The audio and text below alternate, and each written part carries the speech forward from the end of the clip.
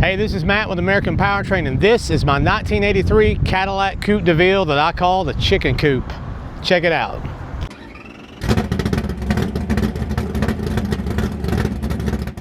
So a lot of people ask me, why a 1983 Cadillac Coupe DeVille? And I'm like, why not? It's not a Camaro, it's not a Mustang. I wanted something different. So I thought, what would be cooler than a big 80s Cadillac to make that thing perform, right? And the thing about Cadillacs, it's either a lowrider or it's like, this is what your grandparents drive to church. There's nothing in between that says high performance until now. And that's this car. So with this car, we decided to do things more of a pro touring approach with this car. The beauty of GM is a lot of stuff interchanges. So this car has QA1 suspension, tubular suspension front and rear. It's got second gen Camaro drop spindles on it, which bolt right in. And that let us put on a full bare brakes, 14-inch rotor kit, 6-piston calipers.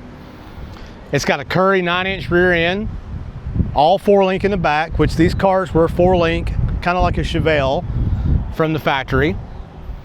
It's got a 427 LS, it's about 600 horsepower, which this did not come in this car.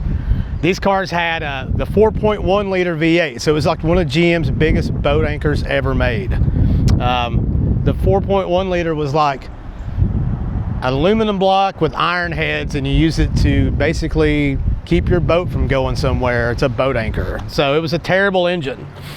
But we took that out, put in the 427, but probably the most unique thing about this car that gets a lot of attention is it has a 6-speed manual from TREMEC in it. So here at American Powertrain, we thought, well, that'd be a cool project to put a 6-speed in a car like this. If we can do this, we can do anything, right? So we have a 6-speed manual. It's got a G-force B-Body cross member. It's got a set of Malwood underdash pedals that we helped develop with Malwood. Under the hood, the 427 is all tricked out with everything Holley. It's got a Holley Terminator X EFI, Holley long tube headers. Got a BTR cam, Holley front drive, accessory drive kit, which I really like. Looks really clean in the car. Holley frostbite radiator, Holley intake, Holley throttle body, and Holley touchscreen for the gauges. Oh, and don't forget the really cool and super bright Holley retro bright front lights. Those are really one of my favorite things about the car is the yellow and clear lights on the front. So kind of gives it that more of a performance look. And this is a custom grille built for me by my buddy Mike Copeland in the car. Kind of gives it more of a custom look. I've got track spec vents. The guys over at Track Spec hooked me up with these vents a couple of years ago. Those were really neat. My buddy Scott Hicks painted the hood for me. Semi-gloss black, come out trick. And everything else is pretty much stock on the outside except for the American Racing wheels we've got on it. Those are 18 by 10s all the way around. I'm running the 275/40/18 square setup on the car. I would go wider in the back, but the fender skirts keep me from widening out the wheels. I'd have to start working on the frame rails to get a little bit wider wheel. It's got vintage air. We use the vintage air kit. Rick over at Vintage Air set me up a vintage air kit for this car. Low-car steering wheel, low-car shifter. I got pro car seats in the inside. So it's just a really fun, different car to drive. And I know you're thinking, man, how much does that car weigh? It's pretty heavy, but actually it only weighs about 4,200 pounds empty.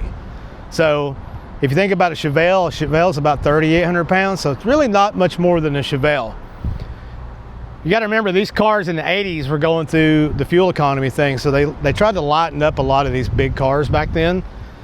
This is definitely lighter than a 70s or 60s Cadillac, that's for sure. Yep, it's got the Landau top on it. It's got a trunk that you can put 2 or 3 dead bodies in the back, I'm sure. But it's a great car. It's a lot of fun. It gets a lot of attention everywhere it goes. And what really blows my mind is how well that QA1 suspension works in this car. It handles so good. And I don't know if it's the long wheelbase or what, but I live near the Dragon, 129 the Dragon in Tennessee, and I go up there pretty much on a steady basis, and it's a lot of fun to take through that place up there. It gets a lot of attention from other sports car guys that can't believe this thing's coming through the mountain. It looks like it's an old Papal Cadillac driving around, but it's not going to blow anybody off the road up there, but I can hang with a lot of those cars, that's for sure. But it's been a really fun project. We've taken a couple of power tours with it, and it's just a lot of fun, and we'll do a little bit of driving and talk about it more when we get on the road here.